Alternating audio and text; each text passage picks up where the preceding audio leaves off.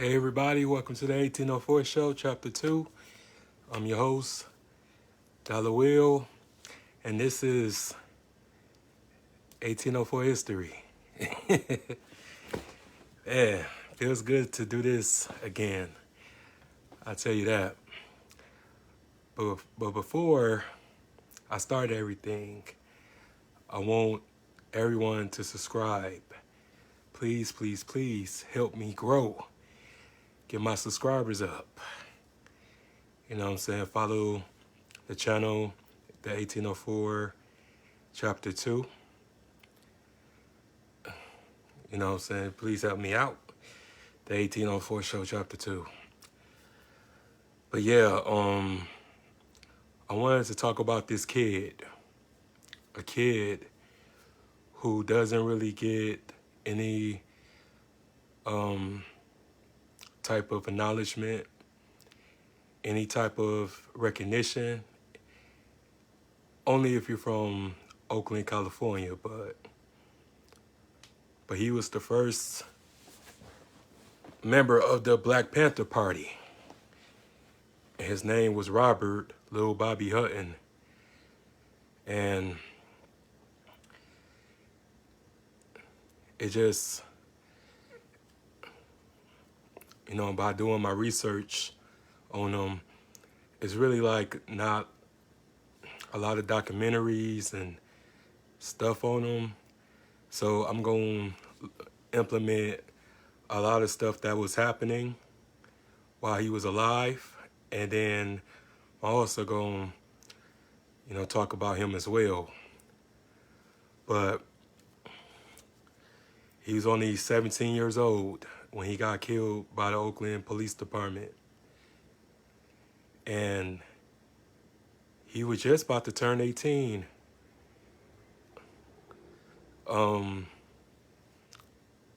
It's just really hard to talk about this type of stuff because anytime where it involves somebody young that's getting killed, it just makes me humble. It makes me grateful that I was able to live past that. But it just be so many stories of young people getting killed. And this dude was the first member of the Black Panther Party. He was actually the treasurer. And from what I was just like reading and stuff about him, he was like the bravest kid that you ever meet. Always had a shotgun in his hand, always had a pistol on him. He didn't take no mess. He wasn't no pushover. But he was just, somebody who wanted to make a difference in the community. Because a lot of people don't really know how the Black Panthers even started or why they started.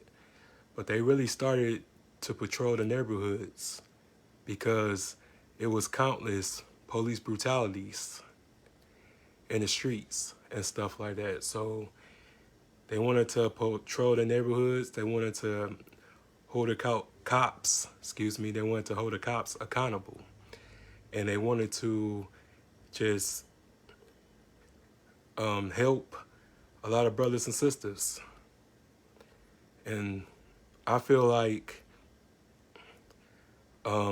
these gangs and all this other stuff are the karma of taking out the Black Panthers. And a lot of people say like, well, they ain't just take them out altogether. They still here, but they're not the OGs. They're not the ones who's doing federal time. They're not the ones who got killed. They're not the ones who went crazy and couldn't find work.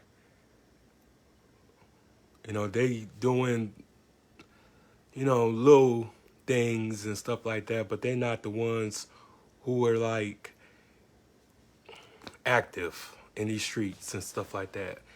They weren't pretty much the number one danger in America at the time, you know what I'm saying? Pretty much, it's just people don't really understand. Um, and I'm gonna try to use my words because I don't want to be flagged and I don't want to be um, penalized. But we had a FBI director who job it was to destroy, ruin, and neutralize. And what people don't understand is neutralize is open season.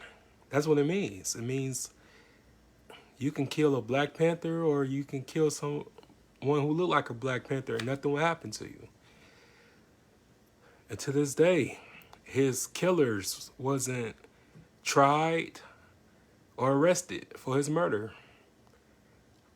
And it's really unfortunate. But yeah, I'm going to read a little bit of something about him. Bobby Hutton was one of the 3 children born in Jefferson County, Arkansas, to John D. Hutton and Dolly Mae Hutton. When he was 3 years old, his family moved to Oakland, California during the second wave of the Great Migration, after they were visited by night riders intimidating and threatening Black residents in the area. So the Great Migration, where a whole bunch of Black people who was in the South migrated up north, migrated to the East Coast, migrated to the West Coast. And what they don't talk about during the migration was a lot of the white Southerners moved to these places too. That's why they was able to pack up these police departments. Because at that time, all the cops was white. It really wasn't like a lot of Black police officers like that. And they couldn't arrest white citizens. They just, would give them odd jobs and this and that. But he was basically, like everybody else in the neighborhood, was tired of seeing the police beat their brains in. And that's why it don't surprise me seeing cops put their hands on our men, women, and children. It don't surprise me one bit because it's been happening and everything. And he was practically like a high schooler, you know what I'm saying? I would say he was a senior. He would have been considered a senior at this age that he's in. And can you imagine being a senior and, going through the stuff that they went through? You know what I'm saying? Seeing drugs in the community, seeing people getting beat up, and seeing just segregation and racism. Because a lot of people don't talk about the racism that happened in the North and the East Coast or the West Coast. Nobody really talk about that. Racism is pretty much the epitome of Southern way of life, but it was all like that all over the United States. So many of us was being killed for no reason. So he pretty much was, treasurer. So he would hand out like flyers and he will pretty much help with recruitment throughout the community in the neighborhoods and stuff. So, but then the FBI, found out about him. They didn't become a problem until they showed up at the state capitol with the guns. And that's when J. Edgar Hoover was like, okay, we got to put a stop to this. So I want you to, put your agents, put your peoples on it. So they sent agents that looked like them, and they had agents that looked like us. So they would have a whole bunch of people who were dressed and pretending to be Black Panthers, but the whole time they was informants. And they would cause disruption. They would cause like robberies and whole bunch of stuff to try to get Huey Newton and Bobby Seale or any Black Panther incriminated. You know what I'm saying? So they can arrest them and prosecute them and send them to jail for many years. And I'm not going to go along with that because I'm going to do a separate video on Huey Newton. But basically, they did everything they possibly could to destroy that organization. And the night where, well, it was 2 nights after Dr. King assassination on April 6, 1968. Pretty much, the Panthers had split into 2. It was Everett Cleaver and it was Huey P. Newton's side, because Everett wanted revenge for Dr. King. He pretty much took that pretty hard, and Huey wanted peace. Huey wanted them to organize a plan first. Huey pretty much told Everett Cleaver that I'm not going to go against the Oakland Police Department. So Everett was just all like, you know, you a coward. You don't practice what you preach. What about self-defense and this and that? Well, I want revenge. So Huey Newton, I believe he was locked up during that time. But he was talking to Bobby Seale. So Bobby Seale was trying to tell him, like, no, I'm not going against the police department. Like, you want to do that? That's on you. Whatever happens, happens. So later that night, they was in a house, and an informant pretty much set up an ambush, and it became a shootout. So that shootout lasted for 90 minutes.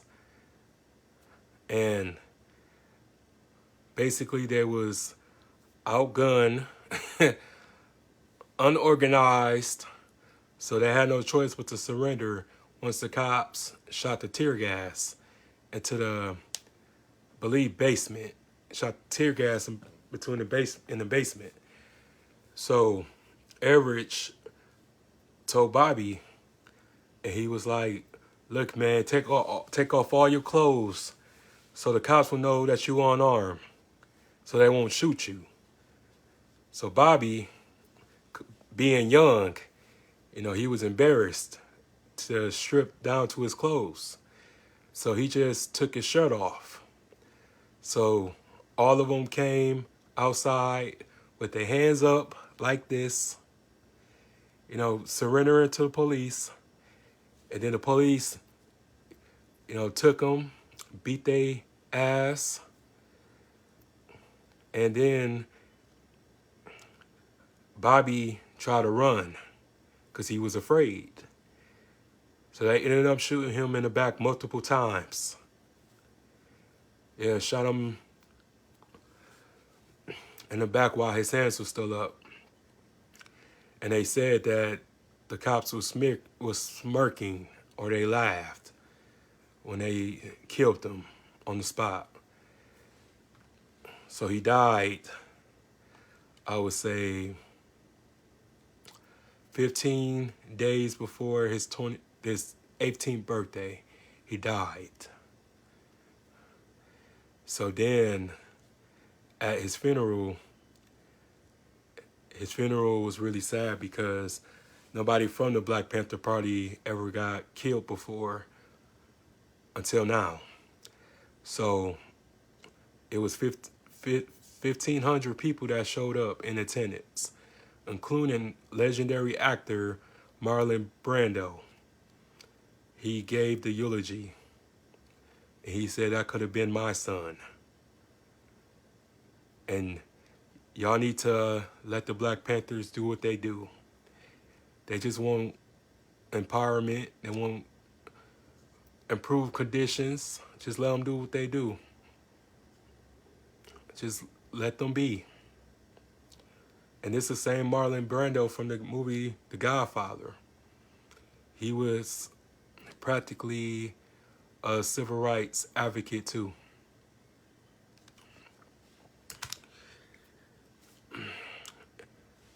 So not much is mentioned about him except he got a park in his name.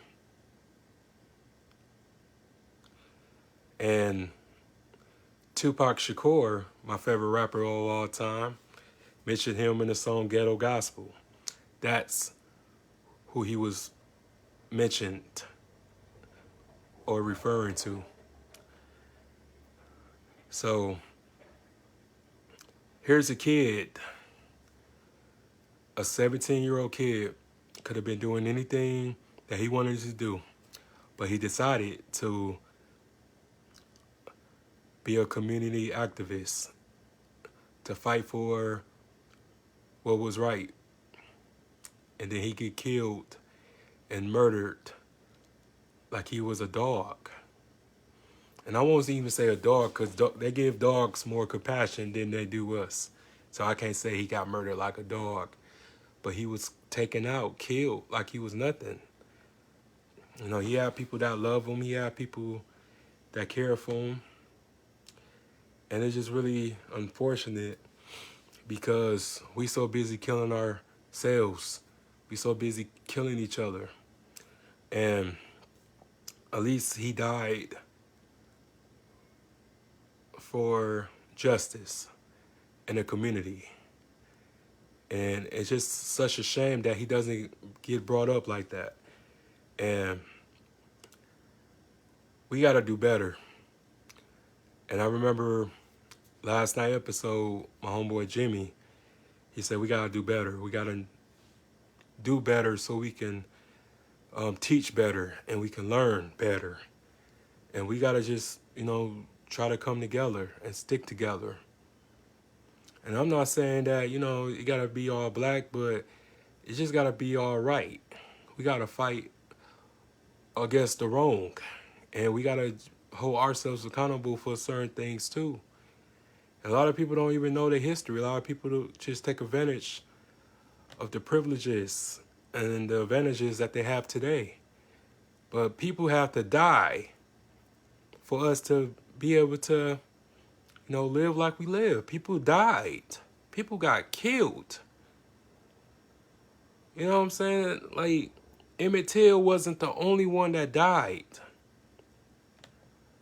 And they didn't even tell that whole story. So we have to understand, like, all we have is each other. And if we don't get our shit together, man, it's going to be over. And people don't want to, like, take heed to what I'm saying. But I'm not lying. I'm far from a imposter. And I'm just letting everybody know that they got to take accountability for the conditions that is here. And nobody wants to respect black men, but black men been dying for men, women, and children.